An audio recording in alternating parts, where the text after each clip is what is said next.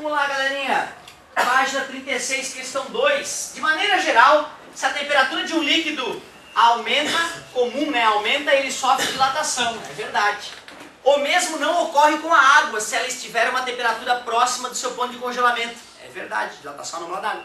O gráfico mostra como o volume específico, inverso da densidade da água, varia em função da temperatura, com uma aproximação na região entre 0 e 10 graus Celsius, ou seja, nas proximidades do congelamento da água.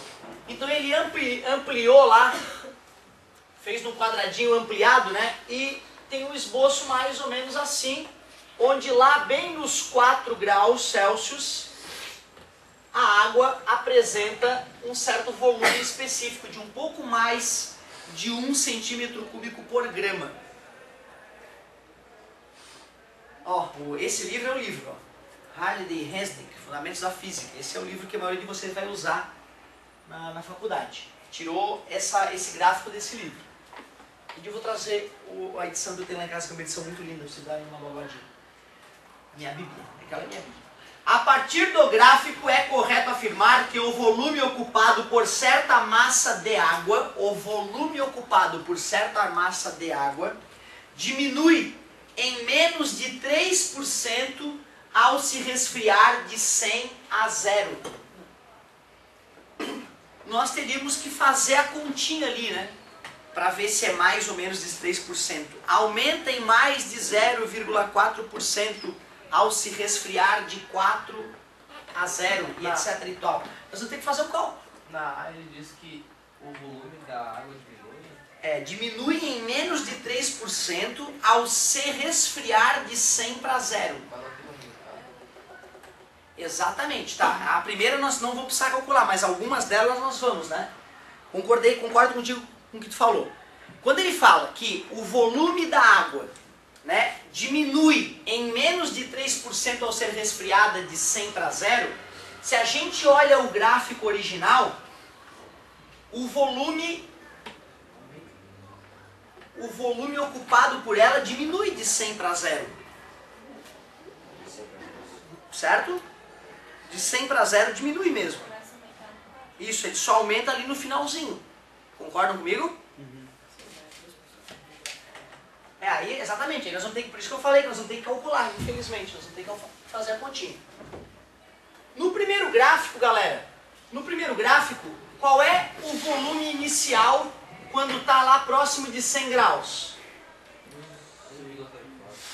Pouquinho mais, né, mas vamos, já que está ali, ó, 1,0, é menos que 0,45, concordas comigo? Mas é mais que 0,40.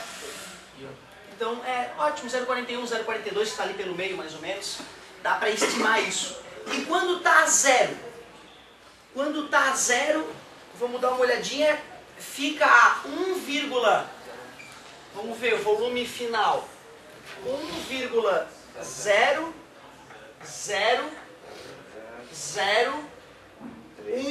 exatamente, está entre o 1 e o 2. Eu colocaria 5 aqui no final, ó.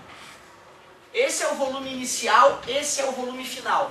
Para ver quanto que ela variou de volume, a gente tem que fazer o ΔV, que é final menos inicial.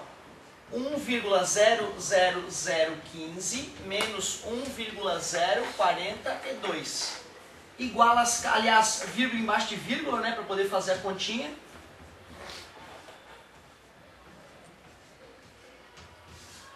Pede emprestado, aqui fica 9, aqui fica 1, 5, 9 menos 1, 8, 1 menos 0, 1, 4, 0, 0.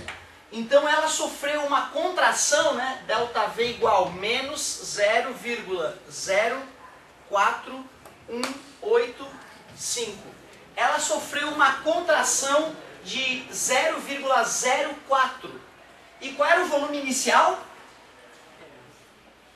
1,042, não é isso? Como é que eu faço para calcular a porcentagem que um representa em relação ao outro? Se 1,042 é 5%. Isso, mas melhor do que fazer a conta toda, né, gente? É só dividir isso por isso.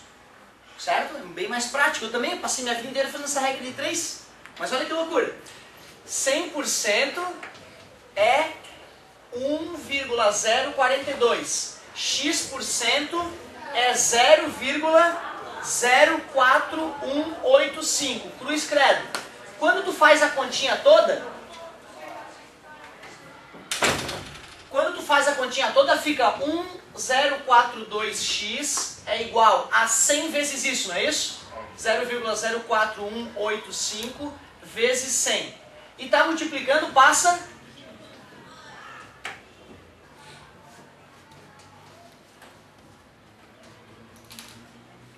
Tu concordas que, na verdade, achar uma porcentagem é sempre pegar o número e dividir pelo original e depois multiplicar por 100? Então não precisa ficar fazendo a regra de 3 para sempre. Ah, professor, eu quero saber quantos por cento é 5 de 1000. 5 sobre 1000.